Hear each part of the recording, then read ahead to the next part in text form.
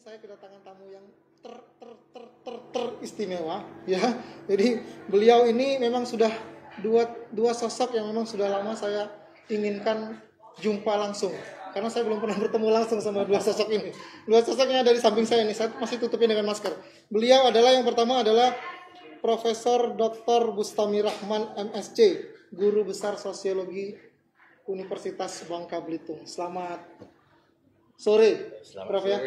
Sehat selalu, Prof ya. Sehat ya, salam sehat. Salam sehat. Selalu. Dan yang kedua adalah Jumli Jamaluddin, Ketua LP5 Bangka Belitung dan sekaligus pemerhati kebijakan publik. Selamat sore juga, Bang Jumli. Sehat selalu. Salam colona, salam sehat. Salam colona. Tapi sebelum itu, Bang Jumli dan Prof, saya mohon izin dulu. Teman-teman, saya selalu mengingatkan untuk selalu menjaga kesehatan dan selalu ingat pesan Ibu, menjaga kondisi tubuh, ya, mencuci tangan, memakai masker, dan juga menjaga jarak, ya, itu dia. Karena itu memang sudah menjadi standar protokol kesehatan kita dan itu agar kita tidak menjadi penyebar yang baik untuk virus satu ini. Tapi untuk kali ini kita izin untuk melepas masker, Prof, ya, Pak Jumli, agar suara kita bisa terdengar jelas, ya, teman-teman semua kita izin dulu.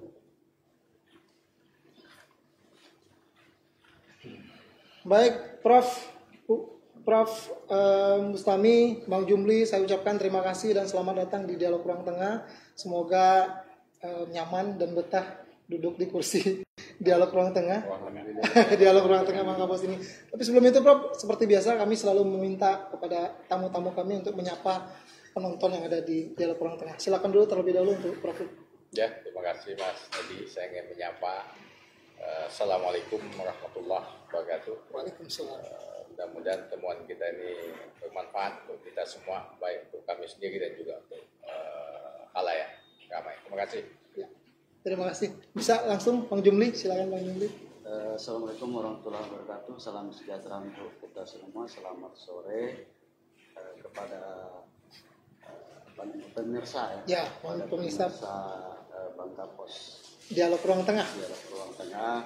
Saya mengucapkan selamat menyaksikan dialog ini dan semoga bermanfaat untuk kita semua dan salam sehat untuk semuanya masyarakat di Bangka Belitung.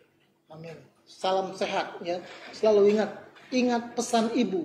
Mencuci tangan, memakai masker dan menjaga jarak. Nah, itu standar protokol kesehatan.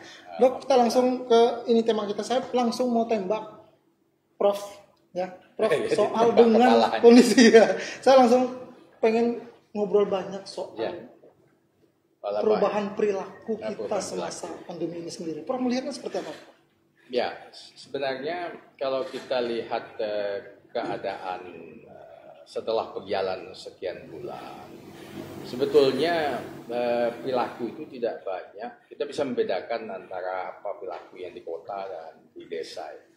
Meskipun secara sosiologis itu agak rumit untuk membedakan secara sosiologis ya. Kita biasanya membedakan kan secara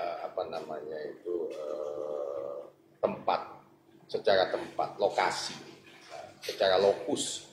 Tapi kalau secara sosiologis itu kan memang agak rumit. Tapi kita bisa katakan bahwa tiap-tiap masyarakat dimanapun tempatnya tentu memiliki sebetulnya nilai-nilainya masing-masing. Nah, setiap masyarakat itu dengan nilainya dia bisa mengevaluasi sekeliling. Dengan cara apa? Dengan cara merasakan, lebih banyak merasakan. Karena itu ada disebut dengan social feeling, jadi perasaan sosial masyarakat. Dan disinilah letaknya, makanya kegunaan akal pikiran itu kadang-kadang dikalahkan oleh perasaan. Seperti saya katakan selalu berulang-ulang, jika orang itu merasa tidak yakin pada sesuatu, maka dia pasti akan goyang memandang sesuatu itu berdasarkan kacamata orang yang yakin terhadap sesuatu itu. Jadi percaya atau tidak percaya. Nah, kalau kita lihat masyarakat kita sekarang ini, baik dia itu berpikiran intelektual maupun tidak intelektual, itu sama saja karena ada rasa keyakinan itu tadi. Mengapa pertanyaannya kok bisa keyakinannya tercipta? Itu karena tidak ada kepastian. Kalau ada kepastian, maka keyakinan itu lalu menjadi lebih seragam, lebih monolitik. Ya. Tetapi jika kemudian tidak ada kepastian, maka orang akan terbelah, bahkan terpecah. Kalau terbelah menjadi dua ya, dia bisa terpecah-pecah. Ada yang yakin 100%, ada yang 75%, 50%, atau cuma 25%, 10%, atau bahkan 0%. Tentang apa Mas Edi? Tentang COVID ini bisa kira-kira mematikan kita atau tidak? Betul. Nah, data yang beredar di kita itu kan sedemikian rupa dan itu seringkali yang dimakan oleh kaum intelektual. Tetapi kelas yang memang rata-rata awam itu tentu dia tidak begitu peduli, kecuali kalau mungkin anak istrinya kena, tetangga dekatnya kena, baru dia feelingnya kemudian berubah. Nah, keyakinan dia mengatakan, wah ternyata perasaan itu berdasarkan kenyataan yang dirasai. Kalau dia tidak merasakan, tidak kita bisa ajak dia berpikir untuk dengan logika, karena fakta itu tidak di pundaknya, atau tidak di mulutnya, atau tidak di badannya, itu pasti tidak akan dia rasakan sesuai dengan apa yang kita rasakan. Sehingga dengan demikian fraktir saya menyebutnya dalam perasaan sosial ini itu terjadi di tengah-tengah masyarakat kita.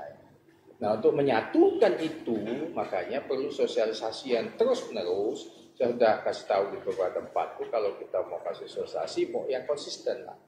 Jadi kalau kita mengatakan bahwa 3 protokol itu yang akan membuat semua di tempat manapun, baik di desa di kota, ya terus-menerus, karena ini yang dinomorsatukan. Tapi kadang-kadang yang kita melihat juga kan fraktirnya terjadi bukan di kalangan awam dan kalangan kita, maksudnya walaupun kita merasa bahwa mungkin kalangan intelektual dengan yang barangkali awam, tetapi di elit sendiri itu memiliki perpecahan pendapat.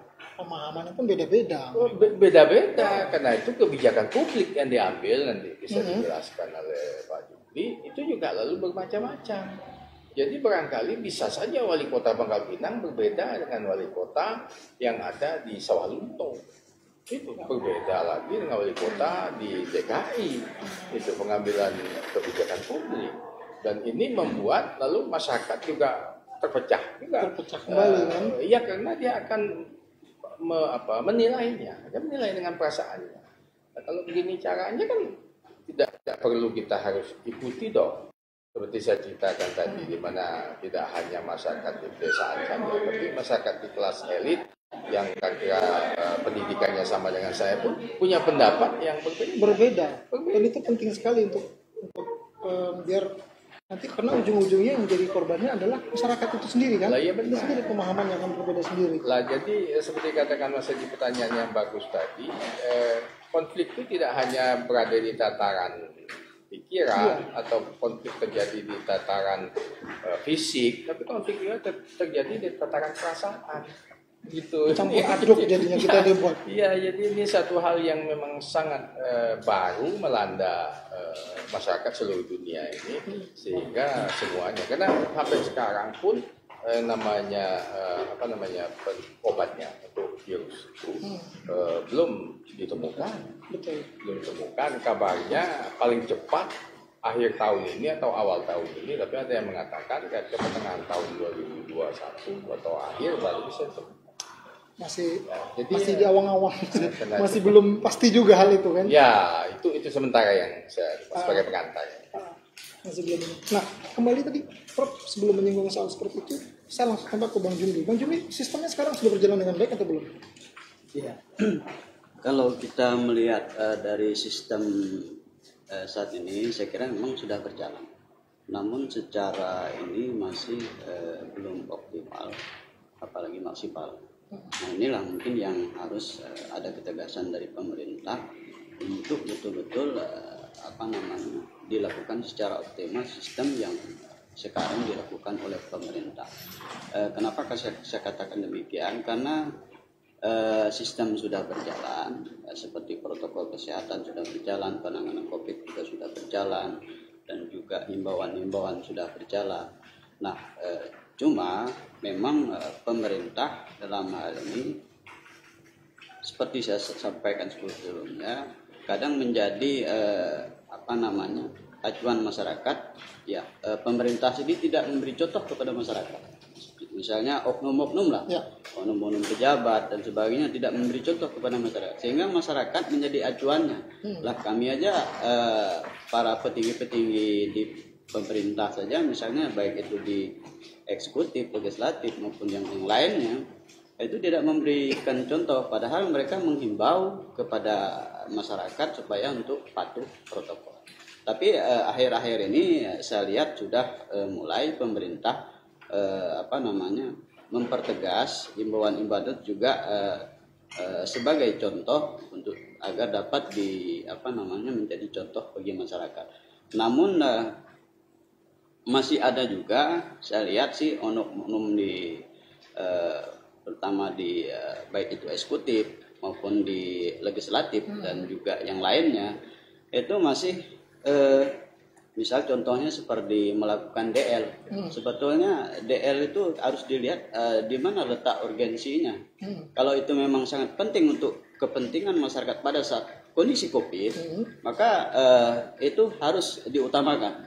Tapi kalau misalnya hanya untuk kepentingan bukan yang berkaitan dengan COVID, entah itu ekonomi, penanganan COVID, kesehatan dan sebagainya, saya kira itu harus dikesampingkan dulu. Maka lebih baik anggaran yang ada itu difokuskan untuk penanganan COVID dan juga meningkatkan kesejahteraan masyarakat itu sendiri yang sekarang kan ekonominya sedang terpuruk. Nah, saya kira itu sistemnya sudah berjalan, cuma pelaksanaannya masih terjadi belum optimal apalagi maksimal. Nah, kemudian masalah COVID sendiri saya kira di masyarakat masih terjadi pro kontra. Ada yang percaya dengan COVID itu, ada yang tidak percaya. Kalau yang percaya mungkin mereka patuh terhadap apa yang menjadi imbauan masyarakat. Tapi bagi mereka yang tidak percaya, ya mereka biasa-biasa aja. Misalnya seperti yang disampaikan oleh Pak Prof tadi, misalnya masyarakat di kampung mereka biasa-biasa saja. Sebetulnya mereka percaya, tapi karena mereka sudah terbiasa dan menganggap COVID itu suatu hal biasa, maka justru yang bisa meningkatkan imun mereka untuk kuat melawan COVID itu sendiri. Tapi itu menarik, Prof, seperti yang disampaikan oleh Bang Jumli tadi. Artinya kan sebenarnya legislatif dan sebagainya itu sebenarnya mereka menjadi contoh teladan. Itu bisa menjadi tolak ukur bagi masyarakat untuk melihat. Dan itu juga yang membantu mengacaukan pikiran masyarakat sebenarnya secara tidak langsung. Mereka melihat, mereka mungkin menonton atau semua itu sebenarnya itu memang sudah zamannya seperti itu. Atau gimana, Prof? Yalah, jadi saya selalu katakan bahwa ketidakpastian, jadi uncertainty dalam suatu apapun masyarakat pasti tidak akan bikin sebuah perencanaan menjadi perencanaan yang betul-betul baik. Ya, usahakan baik lah, perencanaan akan jadilah kalau tidak ada satu kepastian. Harus ada kepastian. Bagaimana kalau orang mau bikin jembatan, kalau nggak tahu dalamnya sungai, rawa-rawanya selembut apa, segala macam, itu kan ketinggian, beban. Itu kalau tidak tahu pasti datanya, pasti kita tidak bisa bikin rencana membuat jembatan. Nah, gitu. Demikian juga kalau kita mau membuat sesuatu di hutan, di tengah hutan, kita harus tahu ada apa di hutan tuh, ularnya berapa, macannya berapa, gitu kan, pohon-pohonnya harus ditebang berapa. Kalau kita tidak tahu, bagaimana kita mau bikin perencanaan? Nah, di sini ini kita kan belum tahu benda ini bagaimana, gitu kan. Artinya itu sampai sejauh ini penangkal penyakitnya belum ditemukan. Jadi virusnya ada, kata kita. Jadi yang meninggal dunia sudah banyak karena COVID-19 ini.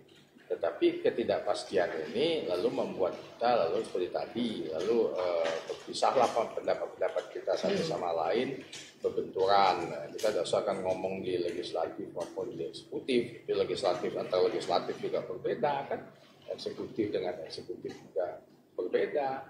Nah ini lalu kemana kita harus bertitik tolak sebenarnya secara ya mungkin akademik saya kira ada pendekatan kontemplatif Saya selalu mengatakan bahwa kalau kemudian kita tidak tahu manusia ini caranya bertindak dan kepastian, cobalah kita cari-cari, siapa tahu ada ilmu-ilmu Tuhan yang bisa digunakan. Untuk kata-kata kalau saya ngomong gitu, ini karena orang tua ya, jadi sudah agak nyinggung-nyinggung sedikit gitu ya, sudah nyinggung-nyinggung apa. Tapi saya pikir benar juga, karena di dalam doa orang tuh kalau kita di masjid-masjid itu kan selalu ada 4 yang kita, ada 5 lah, tapi itu kan hal yang selamati lah. Jadi ada pertama kali berkenaan dengan iman, itu adalah yang disebut nas'aluka selamatan fiddin. Itu pertama iman. Jadi bagaimana kita iman itu diperkuat, ya, iman diperkuat sudahlah. Percayalah bahwa ini adalah musibah atau ujian dari Tuhan. Udah kita meyakini itu. Nah, tetapi kita harus memiliki, kita punya modal, punya capital, yaitu sebagai orang wakil Tuhan di dunia ini, kita kan memiliki akal pikiran, budidaya, macam-macam untuk menanggulangi ini. Pastilah, karena ini nanti akan terjadi yang disebut dengan state of equilibrium. Itu ada teorinya. Dan kemarin juga ahli fisika mengatakan bahwa sejak kita berapa bulan ini kena COVID ini, maka udara kok menjadi bersih. Itu penelitiannya.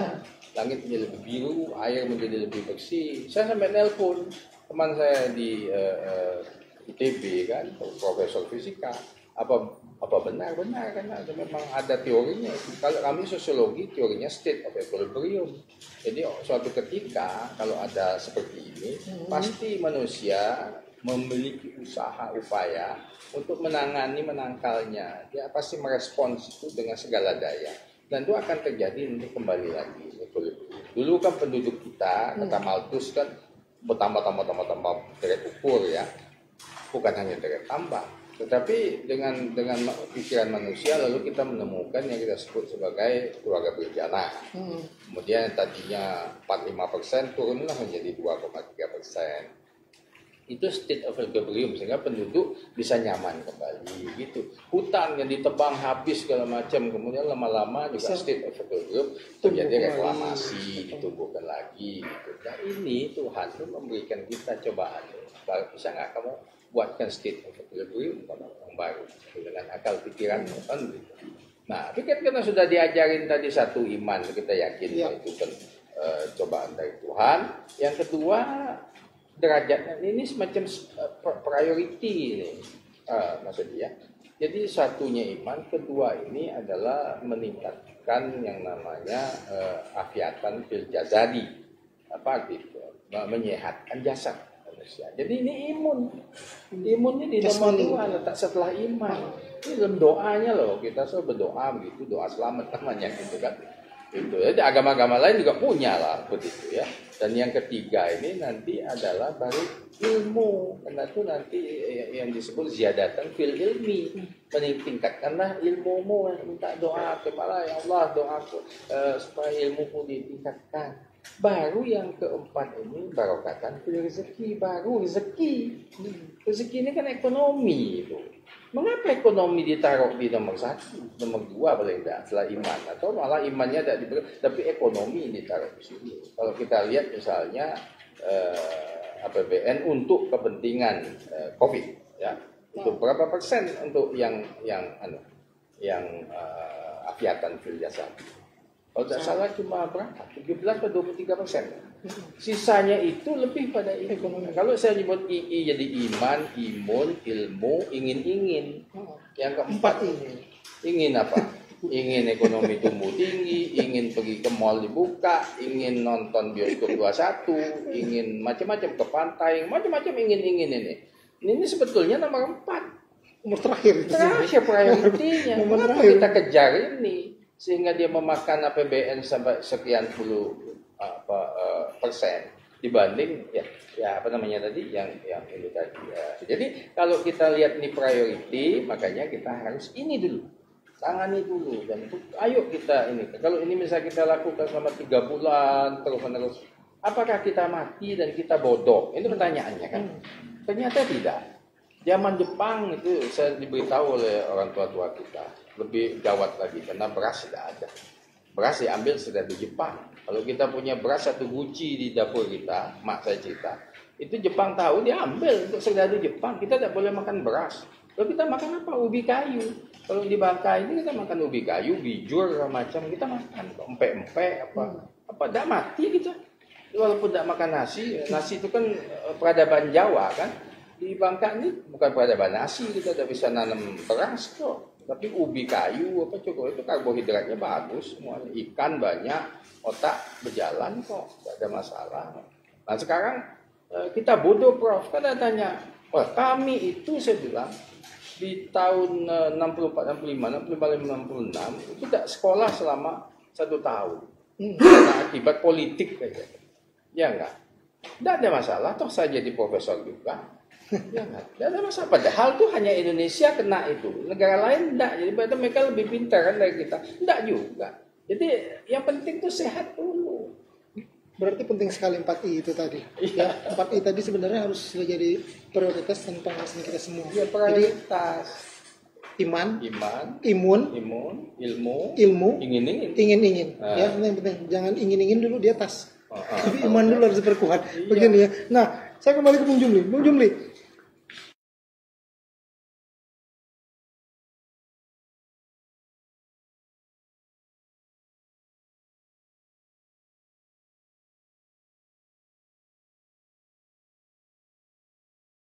bisa dengan patuh. Dari pintu masuk kita sudah dites. Set.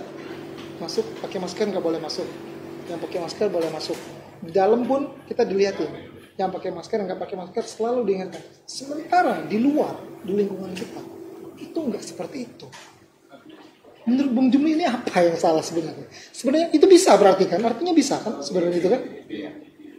Ya, memang penerapan saat ini seperti di mall misalnya, di toko-toko restoran, mereka sudah menerapkan protokol kesehatan. Namun terutama yang misalnya di pasar, di tempat publik, di tempat umum, rata-rata mereka ada yang patuh terhadap protokol kesehatan, ada juga yang tidak patuh terhadap protokol kesehatan. Nah inilah ada persepsi pro kontra saya bilang tadi di masyarakat yang terjadi. Ada yang percaya dengan COVID ini, ada yang masih juga memang menganggap remeh COVID ini, tapi ada juga yang memang dia betul-betul bahwa COVID ini memang benar ada dan membahayakan. Nah inilah saya kira persepsi inilah pemerintah harus lebih giat memberikan edukasi kepada masyarakat, sosialisasi kepada masyarakat. Kalau bisa turun langsung ke lapangan. Memang saya lihat akhir-akhir ini kan pihak-pihak terkait sudah melakukan turun ke lapangan ya untuk memberikan edukasi maupun bahkan sekarang ini sudah ada peraturan dari pemerintah daerah untuk supaya masyarakat itu bisa mematuhi protokol kesehatan, misalnya seperti pakai masker, jaga jarak dan sebagainya. Tapi yang namanya masyarakat masyarakat kita di Bangka Belitung, mereka masih menganggap ini sebetulnya hal yang biasa saja. Berbeda dengan misalnya kalau yang di tempat-tempat yang sudah memasang protokol kesehatannya secara ketat. Masyarakat yang ini apalagi masyarakat yang memang misalnya dari daerah-daerah misalnya yang di kampung-kampung, mereka nggak biasa saja bahwa COVID ini nggak ada apa-apa. Boleh saya katakan nggak? Sebenarnya pemerintah ini serius atau tidak sih sebenarnya? Kalau saya langsung berspekulasi seperti itu, kalau menurut Bung Jumli gimana? Coba. Saya lihat. Pemerintah sebetulnya sudah serius dalam kalau dia serius mungkin dia bisa menggunakan kaki-kakinya yang lebih tegas kan? Ya itu saya bilang yang pertama tadi perlunya ketegasan dari pemerintah untuk menerapkan aturan yang ada. Memang di Bangka Belitung utamanya di daerah kita ini kan kalau saya baca di aturan presiden itu di peraturan presiden itu bahwa membuat aturan itu harus sesuai dengan kearifan lokal kita sendiri. Jadi tidak bisa mungkin aturan yang ada di daerah lain sama kita buat diterapkan di sini sekarang bisa. Jadi harus menyesuaikan dengan kondisi kearifan lokal di sini. Apa sebenarnya yang dimau oleh masyarakat? Nah itu yang aturannya dimasuk ke dalam itu. Mungkin dengan cara memasukkan kearifan lokal, mungkin masyarakat bisa saja nanti patuh terhadap protokol kesehatan. Nah ini Bapak Kan sosiologi yang patutnya kita paham sudah mengetahui ini.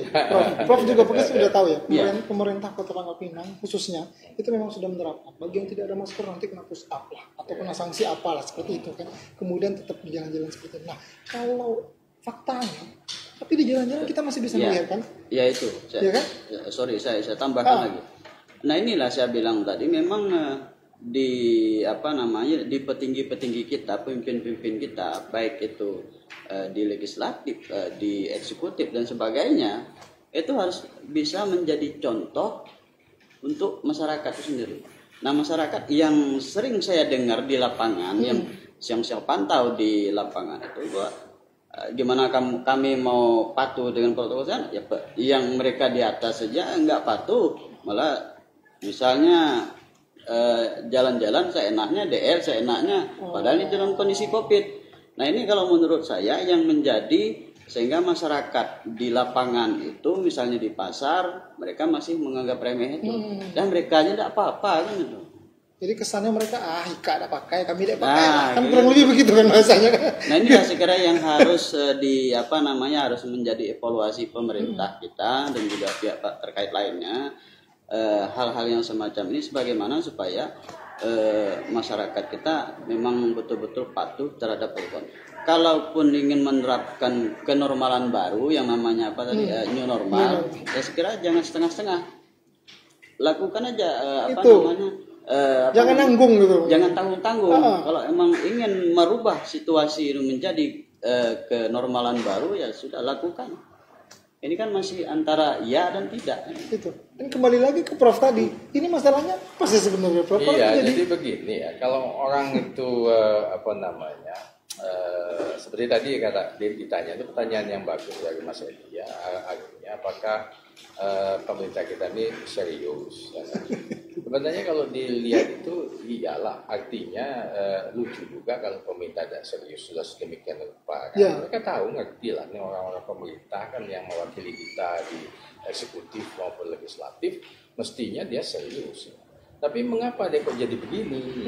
Dia jadi begini itu seperti saya katakan tadi, pandangannya itu berbeda-beda karena ketidakpastian tadi. Jadi metode yang mereka pakai itu masih mencari-cari. Satu punya pendapat A, satu punya pendapat B, satu C. Katakan misalnya Gubernur DKI dengan Presiden sendiri kan berbeda-beda juga pendapatnya. Karena dalam pikiran orang-orang beberapa menteri mengatakan bahwa tidak seperti itu gawat lah. Begitu kan, itu nggak boleh kan. Kalau kita misalnya mengatakan gawat, gawatlah kita. Kalau tidak gawat, tidak gawatlah kita. Jadi kan nanti juga masyarakat kan. Nah, kita lihat misal sekarang. Jadi secara sosiologis juga pertanyaan yang pertama tadi bagus. Jadi mengapa masyarakat terpecah, terbelah? Jadi pertama, masyarakat itu dibagi dua. Ada masyarakat yang berstruktur namanya structured community. Ada yang unstructured community. Ada masyarakat yang terstruktur, ada masyarakat yang tidak berstruktur. Di mana kita melihat masyarakat berstruktur dalam menghadapi itu?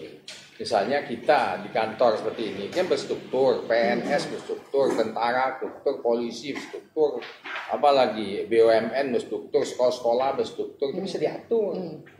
Kita di dalam ini kan ruangan kita suruh pakai, boleh kita pakai, kalau pakai ditegur kalau pimpinan karena ada strukturnya. Ya.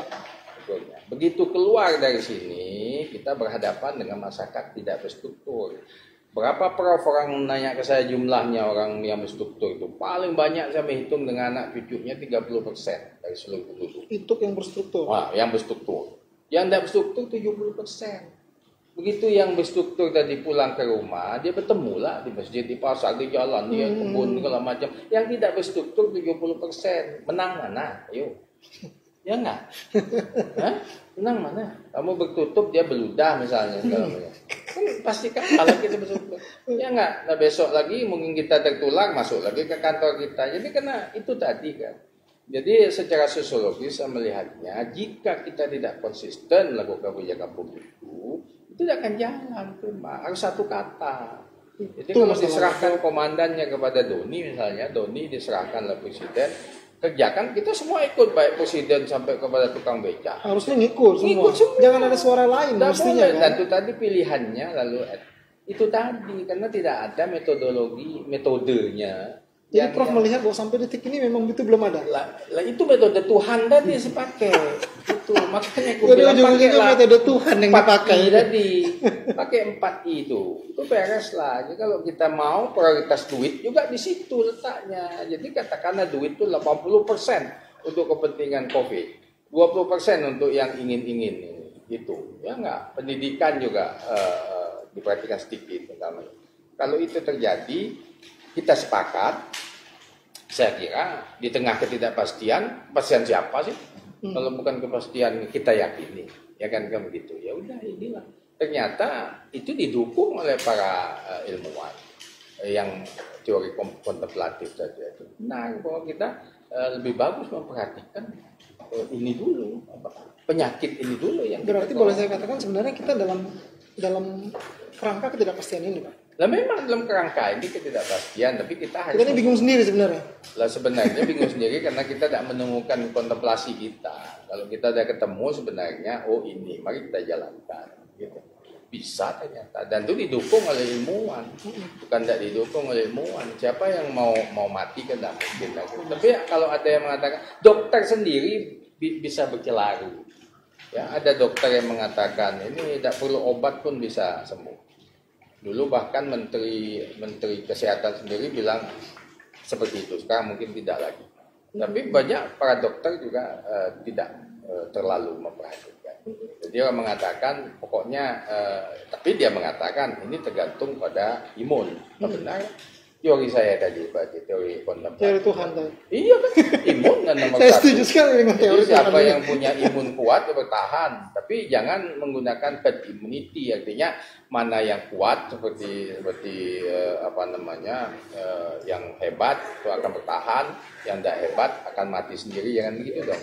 Kita harus jadi dana kita harus digunakan untuk kepentingan. Benar. Baik, Prof. Tapi selanjutnya lagi, Bang Jumli melihat ini seperti apa, Bang Jumli? Bang Jumli kan tahu sendiri, Prof barusan tadi bilang ada yang terstruktur, ada yang tidak terstruktur. Dan terstruktur ini ternyata persentasenya lebih kecil dibandingkan yang terstruktur sendiri. Tapi yang terstruktur ini sendiri sebenarnya bisa menjadi teladan dan contoh.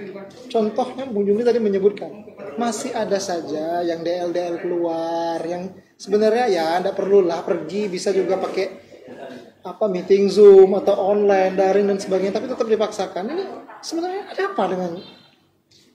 Ya, itulah yang saya katakan tadi kan, bahwa di masyarakat itu kan masih menjadi rasa ini karena mereka melihat di orang-orang yang di atas ternyata tidak memberi contoh kepada mereka. Itu kan salah satu alasan mereka menyepelekan sebetulnya kondisi COVID ini.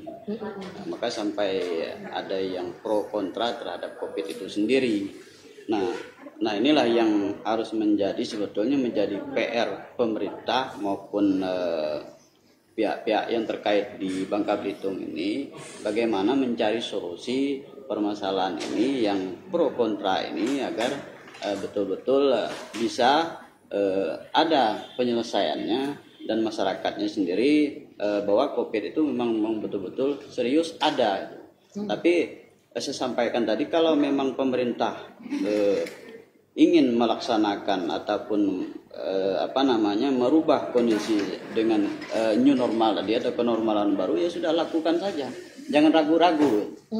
Ini kan masih antara iya atau tidak, setengah-setengah. Nah jadi masyarakat juga yang sering saya dengar ini belum begitu jelas menurut mereka mana sih new normal atau mana yang abnormal dan sebagainya itu. Mereka bingungnya masih di situ sebetulnya di lapangan. Kita dibuat bingung sendiri sebenarnya. Ya. Ini kita bingung sendiri. Jadi begini ya, saya kira apa yang dikatakan oleh Bang Jumli, ya benar seperti itu kan, terjadi kebingungan. Mengapa? Karena metode yang dipakai tadi tidak mengikuti seperti ku katakan tadi. Coba kalau kemudian di cut off dana jalan-jalan tadi, dana yang itu kan dana yang masuk ingin-ingin, di cut off, tidak jalan. Benar. Saya kasih contoh beginilah, saya mengalami, saya kan ketua lembaga adat Melayu, ya. Nah, dana kita adalah ya entah berapa, ada besar, ya enggak. Nah, sejak COVID ini dana kita di-off-kan, tidak bisa dipakai Prof karena digunakan untuk COVID. Oke. Akibatnya apa? Tidak bisa jalan-jalan kemana? Ya bisa Oh, ingin-ingin sebagai tadi. ketua adat saya tidak bisa apa-apa lah. Ingin-ingin Paling tadi ke nggak bisa. Bangka Pos. Ingin-ingin tadi nggak bisa ya? Nggak bisa mau ngadakan rapat, mau ngadakan di hotel di mana di Belitung, mau ngadakan apa? Tidak ada karena di-cut. Dikat. Benar juga. Artinya itu bisa Bang Jumli. Iya. Artinya ada solusi yang mungkin bisa Iya, karena dibicarakan, dikomunikasikan. dibesar-besarkan, Untuk itu, nah iya. jadilah orang berangkat. Gitu. Ya itu tadi kan sebetulnya memang anggaran sekarang ini apalagi sudah akhir tahun mereka intinya rata-rata ingin berbondong-bondong ingin menghabiskan anggaran Iya. kan. Loh, ini terbalik loh. Masa mau Anggarannya benar-benar mau habisin anggarannya anggaran. tidak di-off. Iya. Iya. Nah, sekarang ini kalau saya baca di Bangka Pos sendiri bahwa selisih untuk pengurangan ataupun pemangkasan tahun ini kan hanya kecil sekali kan. Artinya tidak berpengaruh sebetulnya. Artinya masih bisa digunakan sebanyak mungkin untuk melakukan dinas luar gitu, bagi mereka-mereka yang dinas luar. Berarti benar saya bilang tadi Kecuali sebenarnya serius mungkin apa nanti- enggak sebenarnya saya bilang. Ya, Kan kecuali balik lagi mungkin kan. tahun depan kayaknya sudah ada aturan. Artinya uang perjalanan dinas itu sudah jauh sekali, sangat kecil sekali. Jadi ini salah satu mungkin yang rasa ingin-ingin tadi akan hilang sendiri. Kenapa? Karena biayanya kecil kan, yang didapat kecil. Tahun depan. Tahun depan. Nah, tahun sekarang ingin-inginnya masih tinggi. Ini masih berapa bulan ini masih tinggi. Ya, Itu. memang orang serius dan tidak serius itu pertanyaan Kan itu yang masih menarik kan, tetap Prof? dia menggelisahkan. Saya tidak. Itu kan tergantung karena pandangannya yang tidak karuan tadi. Orang itu kan menjadi serius itu juga pasti ada berdasarkan pada keyakinannya. Dia jadi serius kan kalau dia yakin. Kalau dia juga setengah ada yakin, setengah apa, dia juga menjadi serius itu ada, tetapi juga tergerus oleh ketidakyakinan itu. Jangan-jangan gitu kan. Nah, ini yang tidak boleh. Jadi pimpinan apa kita menyebutnya, core-nya lah ya, Ya. kalau misal ke bupati, ya kabupaten bupati, kalau di sini gubernur itu kalau tegas mengatakan begini, kita harus satukan pendapat kita seperti ini, tidak boleh, dan itu harus consistently melakukan itu. Tidak bisa kita separuh-separuh jalan itu dilepas. Misalnya di pasar kan ada toh percobaan untuk bagaimana caranya pasar dikawal. Saya pernah pergi ke pasar, hujan-hujan lah saya pergi ke pasar lihat gitu. Nggak ada lah, cuma 2-3 hari lah itu pas Nah, lagi. itu hilang lagi kan. Hilang lah. Tapi tahan dulu Prof. Itu menarik dan tunggu dulu. Prof tahan dulu, Bang Jumli tahan dulu karena kita akan break sejenak. Habis itu kita akan kembali lagi tetap di dialog Ruang Tengah.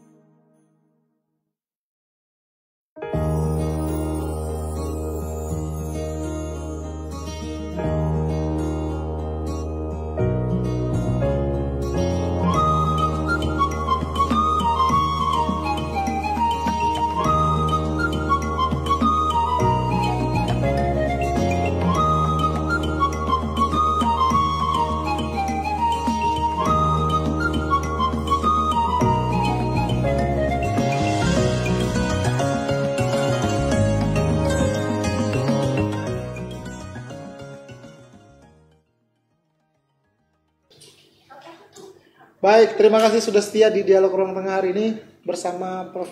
Bustami dan Bang Jumli. Ya, saya lanjutkan kembali dan ini sangat sangat menarik menurut saya. Saya langsung lagi, Prof. Ya. Saya menarik dengan saya Prof juga setuju ternyata dengan saya bahwa kita ini sebenarnya lagi dikungkung dengan kebingungan sendiri. Ya, Kang Prof. Ya. Tapi sebelum ke Prof saya langsung ke Bang Jumli. Bang Ya. Jumli sebenarnya bisa atau tidak? Saya masih tetap penasaran dengan apa yang saya sampaikan di awal, pemerintah sebenarnya serius atau tidak. Kenapa saya mencarikan contoh itu tadi, saya pengen Bang Jumli bantu saya untuk mengedukasi semuanya. Sebenarnya ini ada apa sebenarnya sih? Kitanya yang salah, masyarakatnya yang kurang tepat, atau pemerintahnya yang setengah-setengah? Biasanya kalau masyarakat hukum itu kan, kita ini kan masyarakat hukum. Biasanya masyarakat itu akan patuh dengan hukum itu sendiri, dengan aturan sendiri. Tapi apakah sebagai pelaksana ataupun penegakan hukum itu serius atau tidak? Kan seperti di daerah kita di Bangka Belitung kan sudah ada peraturan gubernur, ada peraturan wali kota, ada peraturan bupati. Nah, saya kira inilah sebagai dasar dan payung hukum untuk menseriusi bagi masyarakat yang masih agak terpecah belah tadi. Ada yang patuh, ada yang tidak. Saya kira ini sudah cukup kuat. Bisa saja ini artinya kepatuhan masyarakat itu sama dengan patuhnya misalnya di mall, di mana-mana yang sewaktu kita masuk selalu mereka mengikuti protokol kesehatan. Saya kira bisa masyarakat itu dilakukan seperti itu. Nah, tinggal penerapan dari aturan yang sudah dibuat oleh pemerintah kita sendiri dijalankan secara serius atau hanya setengah-setengah, atau karena memang anggarannya nggak ada kan. Artinya dalam tanda kutip itu dipaksa seperti itu bisa sebenarnya? Bisa, betulnya bisa. Kan anggarannya ada. Berarti misalnya seperti sekarang nih anggaran yang untuk misalnya dinas luar, ya kan bisa diambil untuk difungsikan, dimanfaatkan untuk pelaksanaan peraturan itu. Tapi kan inilah di lapangan tentu kan masih terjadi perbedaan pendapat. Ada yang setuju anggarannya digunakan untuk dilepaskan untuk COVID, ada yang tidak setuju. Nah, ini yang susah kan. Mungkin sudah ranahnya ke politik. Itulah lain lagi ininya, porsinya sebenarnya. Tapi kembali lagi, Prof, benar kita seperti itu atau memang itu kembali lagi ke yang Prof bilang tadi sebenarnya. Jangankan mereka menyampaikan itu, percuma mereka menyampaikan jaga, ingat pesan ibu, jaga jarak, pakai masker, ya kan, terus cuci tangan. Sementara di internal mereka sendiri, mereka saja berdebat, punya pendapat masing-masing soal itu, sehingga apapun yang dijadikan kebijakan, ya itu membuat satu masyarakat hal. Jadi prinsip yang pertama tadi saya bilang dia masih dalam keadaan mencari-cari metode yang sebenarnya tepat. Ya sebetulnya dengan pendekatan kontemplatif tadi sebetulnya cukuplah kita melihat priority itu untuk menjadi pegangan kita menentukan kebijakan publik. Yang kedua saya ingin kasih tahu juga pribadi sosialnya orang Bangka ini, orang Bangka Belitung terutama orang Bangka. Orang Bangka ini sebenarnya tidak ada budaya yang terikat kepada raja, tidak ada. Jadi orang udah karakternya begitu. Ya, orang Bangka ini pernah ditapaki raja tapi tidak bercokol di sini, sehingga tidak ada bekas ikatan kerajaan itu disebut dengan royal attachment kepada masyarakat Bangka.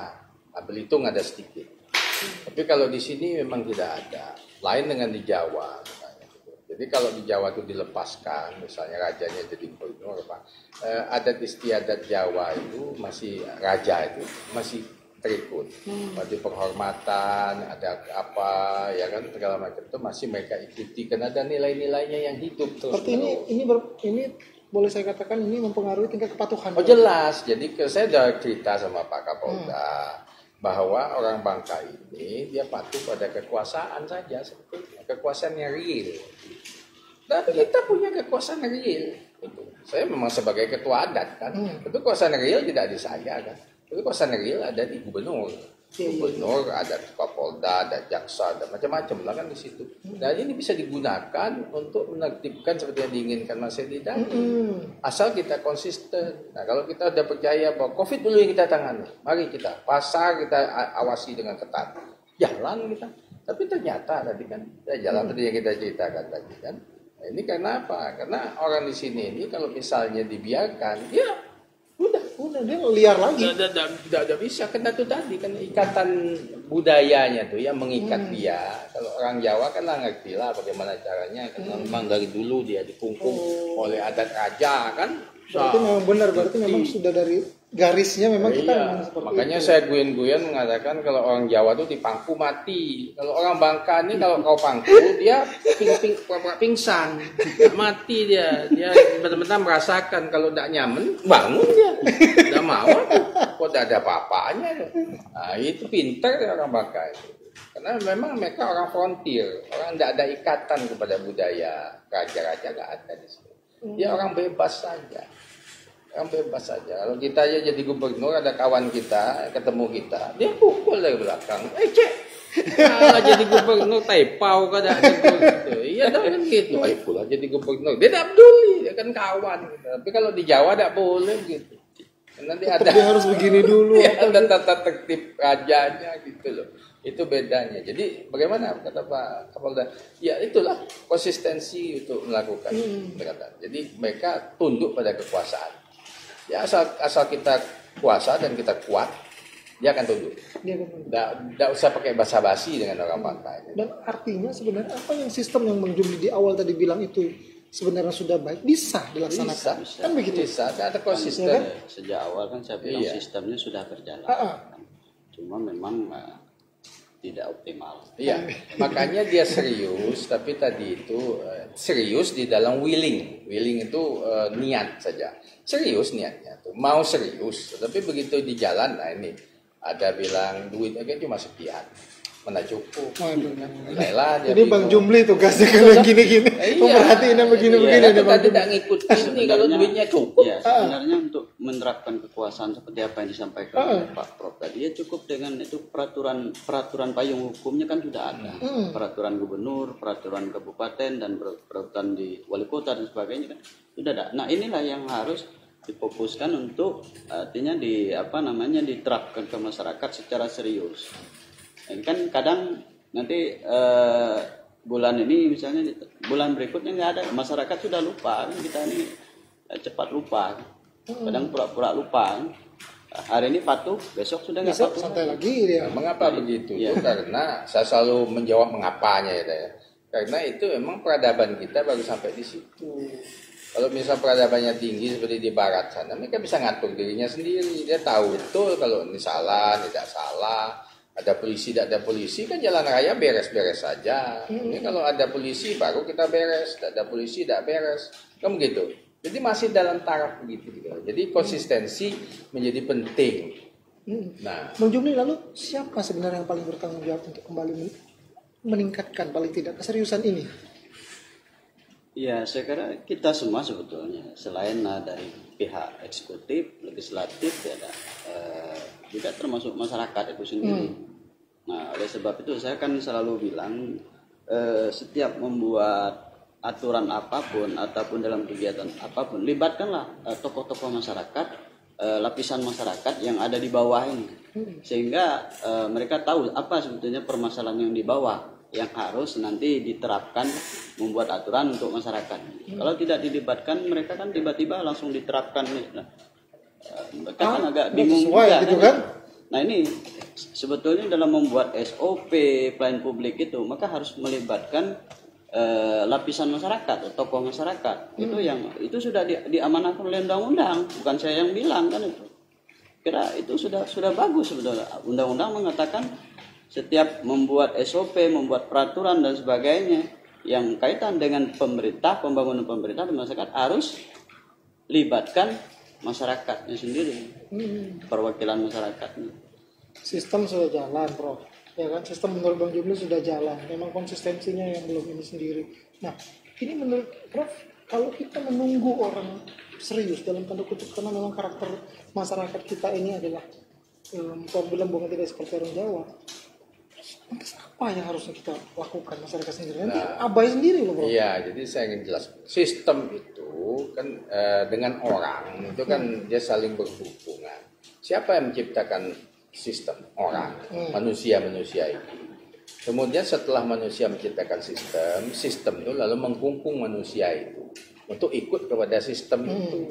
Jadi kalau dia sudah buat sistem itu, mestinya dia ikut kepada sistem itu. Cuma menjaga supaya sistem itu berjalan dengan sebaik-baiknya. Kalau tidak, akan terjadi kekacauan. Berarti dia akan membuat sistem lain yang kacau gitu loh. Karena sistem ini tidak diikutinya. Jadi harus dia buat, karena sistem itu membuat dia ngungkung. Jadi sistem itu nilai kan.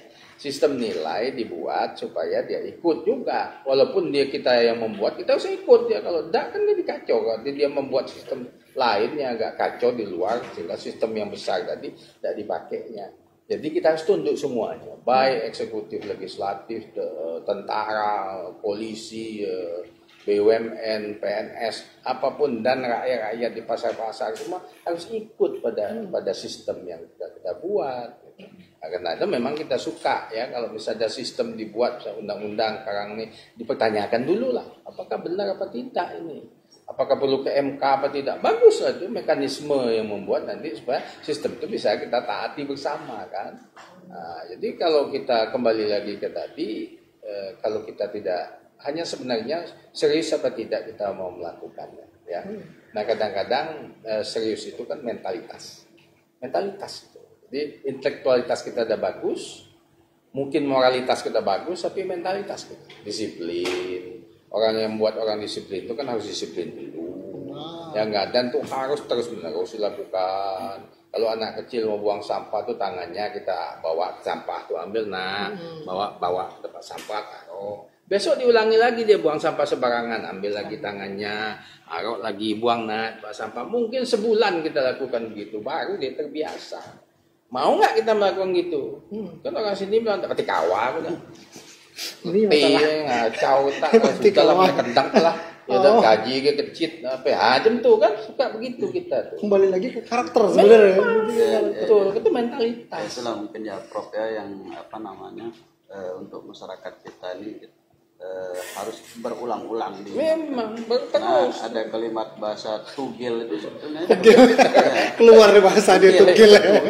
Memang tugil memang harus diingatkan berulang-ulang. Tidak bisa satu kali, harus berkali-kali. Harus berkali-kali. Memang di situ loh. Jadi peradaban orang yang sudah beradab yang tinggi itu ratusan tahun sudah terbentuk ya, peradaban tinggi itu. Itu kan high class lah civilization. Udah tinggi sekali. Kalau kita ini kan belum, baru bertumbuh setelah kita merdeka ini baru kita buat-buat kan gimana kebetulan kita ini Belanda yang menjajah kita usir dia. Padahal Belanda itu memiliki peradaban tua, di old civilization itu dimiliki oleh Eropa itu dalam sejarah peradaban. Nah, mengapa orang Malaysia dan Singapura lebih taat dan lebih disiplin? Karena dijajah Inggris, Pak. Ya bukan Inggris yang menjajah, sama-sama Belanda Eropa juga, Inggris Eropa. Tapi Inggris di Malaysia Singapura tidak diusir. Mereka berpeluk-pelukan, goodbye my love. Ya dah, next time we will meet again. Okay. Tapi kalau di sini mereka main kriket masih, sepak bola bersatu mereka. Kalau kita sekolah di Singapura, Malaysia, kalau kita tidak punya buku, kau bilang aja sama pustakaannya. Sekejap ya, nanti saya kontak. Ini kontak apa? London ini kontaknya. Australia ini kontaknya. Ada buku katanya, sekejap datang. Itu. Di kita mengontak siapa? Kontak Belanda. Belanda benci sama kita karena kita usir kan. Kita benci Belanda, Belanda benci. Saya punya banyak teman Belanda karena saya sekolah di Belanda juga. Mereka merasa guilty feeling kok sama kita itu. Masa tak enak hatinya, bagaimana ya, jadi baik-baik sama kita. Dia merasa bersalah. Ayun-ayun nih Bapak. Dan itu saya pula yang mengerti loh, ya, tidak ngerti tak Pak. Saya punya teman sekolah orang Belanda gitu kan, dia tak tahu karena anak saya pegang listrik, lalu saya bilang, hati-hati, strom. Can you speak Dutch? Kamu bisa bahasa Belanda ya? Loh, saya kan dijajah 350 tahun oleh nenek moyangmu. Dia kaget. Masa katanya, jadi di sejarah orang Belanda tidak ada sejarah menjajah itu. Mereka berjalan-jalan dan berdagang baik-baik dengan kita. Itu sejarah mereka. Jadi peradaban mereka tidak terganggu lah dengan mereka. Kita kan masih dengan ada dendam, ada apa. Itu akibatnya kan. Jadi akhirnya pemerintah kita jatuh bangun lah seperti dulu kan Arok dibunuh siapa, si Andung membunuh kan Arok, gitu ya. Jadi penyakit-penyakit itu berkembang sampai sekarang. Jadi secara sosiologis saya ceritakan begitu. Karena itu kita harus hati-hati menangani masyarakat kita ini vulnerable. Memang masyarakat. Ya, tapi kalau kita tidak tegas dari sekarang, kapan anak cucu ini? Itu pertanyaannya, Bang Juli. Kapan kita harus tegas? Kira mulai sekarang. Harus Karena kita terlalu santai-santai terus nih kelihatannya. harus sudah dari kemarin-kemarin. Iya, memang harus dimulai, nggak bisa. Nah, karena aturan yang saya bilang tadi sudah ada, tinggal dilaksanakan aja. Dilaksanakan. Dan itu memang yang 3 pilar tadi kan saya terapkan di UBB, saya jadi rektor. Sampai sekarang kan ada intelektualitas, moralitas, mentalitas. Aku bilang intelektualitas kita tidak kalah. Kalau sekolah di mana lah orang-orang kita ini, orang Indonesia ini, tidak kalah kita dengan bule-bule itu, tidak. Dalam cara berpikir tidak kalah dengan Jepang, tidak kalah kita. Nah, sedangkan yang moralitas ini kita papok lah kata orang Jawa dia. Ya sana lebih terbuka, kita lebih tertutup, tapi kita tak tahu lah mana yang bermoral, mana yang kurang bermoral. Mungkin kita lebih baik sedikit, apa. Tapi kalau mentalitas kita terpuruk, dia disiplinnya hebat, dia kerja kerasnya hebat, tepat waktunya hebat. Kalau kita kan masih bermain-main ini, seperti tadi itu kan. Banyak main watak kita. Nggak bisa. Mungkin Iya. Bang Jumli juga tahu betul soal itu. Soal itu. Sehingga sebenarnya bukan sistem yang kurang baik. Iya. Tapi memang balik lagi ke seriusan Iya, tadi. sistemnya sudah kita buat baik lah. Artinya kalau ada apa sistemnya yang buruk ya kita kritik lah. Tapi menjalankan sistem ini. Gitu. Ya kayak contoh DL tadi. Kalau memang mau benar-benar serius, ya dipangkas kalian kan. Iyalah. Selesai. Iya, selesai. Nah, kalau dia mau serius kan. Contohnya udah saya kasih tahu tuh. Kan- selesai lah. Kan Bisa sekarang kemana-mana. ini kalau berdasarkan informasi yang terupdate di berita-berita termasuk di Bangka Pos ya selalu memberitakan bahwa yang banyak itu kan klasternya sekarang klaster perkantoran yang juga riwayat perjalanannya kan dari luar, artinya selain juga ada orang yang datang ke Bangka. Tentunya tapi yang saya baca itu banyak yang riwayatnya mereka pada saat pulang ke sini, artinya mereka melakukan perjalanan dinas. Nah, saya kira ini juga yang harus diperketat oleh pemerintah jika memang ingin artinya meminimalisir kondisi COVID saat ini, juga termasuk meminimalisir yang ada di masyarakat. Kan masyarakat selalu berasumsi loh yang banyak kena itu justru mereka yang pulang Sering keluar-keluar kan. yang keluar itu kan yang keluar itu kan tidak jauh dari mungkin ya dari ASN, pemerintah itu sendiri, para legislatif itu sendiri dan lain. Nah, mereka yang ada di pasar-pasar justru menurut mereka tidak pernah ada keluar kena COVID kan itu. Nah, ini saya kira tapi mungkin karena tidak dites atau dirapid ya, tapi pada prinsipnya mereka saya lihat sudah sejak dari COVID sampai sekarang mereka biasa-biasa aja di pasar, masih berjualan, padahal tidak melakukan tes rapid atau apa-apa. Nah, ini yang mungkin harus pemerintah harus serius persoalan perjalanan dinas ini, agar klaster-klaster perkantoran itu ya tidak sampai nanti menjadi lebih tinggi angka. Saya kira memang harus diperhatikan betul. harus benar-benar lebih Dan serius juga lagi. memang pihak legislatif juga dalam hal ini kan DPRD ya, kalau artinya harus bisa menahan diri lah, artinya bersabarlah. Mungkin suatu saat kan COVID ini juga kalau sudah ada vaksinnya mudah-mudahan nanti akan berakhir. Ya. Nah, ini kan karena belum ada vaksin, ini kan otomatis kan tentunya meskipun protokol kesehatan yang sudah dijalankan ternyata masih ada anggota dewan yang masih terkonfirmasi itu.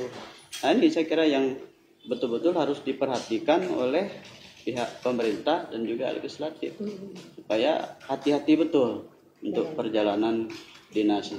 Tapi Jangan sampai nanti mentang-mentang anggarannya ini masih banyak belum habis ajar terus.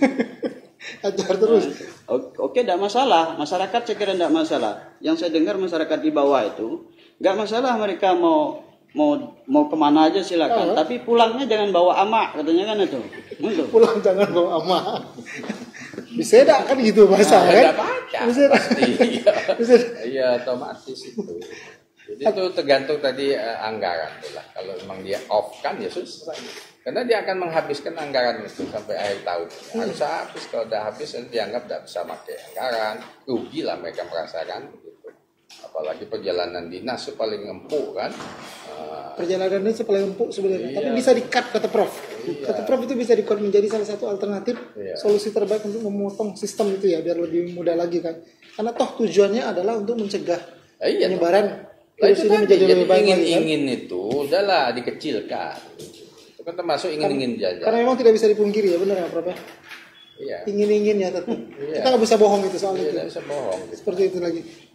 Luar biasa sekali. Hari ini saya dapat banyak pengetahuan lebih. Sebenarnya saya punya banyak waktu yang panjang, Prof. Tapi waktu kita terbatas. Tapi sebelum saya tutup, saya pengen Prof dan Bang Jumli masing-masing memberikan statement terakhir ya silakan untuk Bang Jumli menyampaikan dulu. ini. Mungkin Bang Jumli dulu deh. Seperti apa sih sebenarnya? Biar anak muda pemerintah kita jauh lebih baik, masyarakat kita juga lebih taat untuk mematuhi protokol. Silakan. Baik, saya kira kami selaku dalam hal ini pemerhati publik ya, juga selaku pengawas yang selalu bersentuhan langsung dengan masyarakat. Saya kira masyarakat, segera pemerintah dalam ini baik itu eksekutif, legislatif dan juga semua pihak terkait, saya kira harus betul-betul serius dalam penanganan COVID ini ya, untuk terutama terkait dengan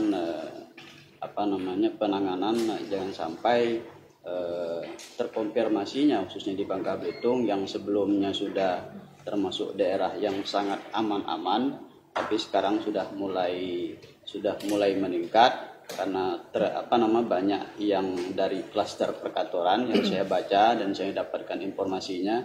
Nah, sebab itu maka supaya pemerintah kita di Bangka Belitung, baik itu pemerintah provinsi, kabupaten, kota dan sebagainya lah, saya betul-betul menerapkan aturan yang sudah ada ke masyarakat secara serius dan juga secara tegas, tapi tetap artinya melihat situasi dan kondisi dan menyesuaikan dengan kearifan lokal kita di Bangka Belitung ini. Dan juga kepada masyarakat pun kami berharap supaya tetap patuhi terus imbauan pemerintah dan ikuti protokol kesehatan dan juga tetap menggunakan masker, menjaga jarak dan juga tetap menjaga lingkungannya, kebersihannya agar bisa terhindar dari pandemi COVID-19 saat ini. Dan mudah-mudahan kita semua dalam keadaan sehat walafiat dan dijauhkan semua dari COVID-19 dan mudah-mudahan COVID-19 ini segera lekas berakhir. Amin. Terima kasih. Silakan Prof. Ya, jadi masyarakat itu kan tergantung pada ayahnya. Jadi kalau ayahnya itu kan kadang masyarakat itu anak itu mencoba-coba dia kekuatan ayahnya itu mencoba-coba. Kalau sengaja ngetes. Jadi kalau misalnya kita suruh jangan makan di luar ya, bawa piring gitu. Ayo duduk. Dia diam aja deh. Kita bilang 1, bapak bilang, ayo balik 2, ada mau dia mau coba dulu tes ayahnya. Ayahnya kejar, kalau ayahnya tidak terkejar dia ulang lagi besok. Ternyata terkejar, kupingnya dia bawa pulang lagi besok 1 udah balik dia. Jadi pemerintah harus betul-betul mengawal ini, jangan menyalahkan siapa-siapa. Salahkan diri kita sebagai penguasa karena kitalah ayahnya. Apa kata kita, orang pasti menurut seperti saya bilang, orang Bangka Belitung ini ikut kepada yang ngatur. Kalau yang ngatur ya baik, ikut. Udah masalah dah. Nah, jadi mau konsisten apa tidak gitu. Yang kedua, ingat tadi yang saya katakan tadi 4I tadi ya, iman yang pertama kali, kemudian imun. Kemudian ilmu, baru yang ketiga. Kemudian yang ingin. Ya kalau ini sudah kuat, nanti otomatis ilmu sama ingin tuh pasti dengan sendirinya kita akan gembira menyambut itu. Ya, saya kira itu yang ingin saya sampaikan. Terima kasih banyak yang sudah diundang. Luar biasa, beri tepuk tangan dulu dong. Baik, terima kasih semuanya penonton Dialog Ruang Tengah. Hari ini saya dapat banyak ilmu yang luar biasa dari Prof. Dr. Rustami Rahman, kemudian dengan Bang Jumli luar biasa. Semoga kita semua selalu dalam lindungan Allah Subhanahu wa taala, selalu dijaga kesehatannya dan selalu saya ingatkan untuk 3 pesan ibu.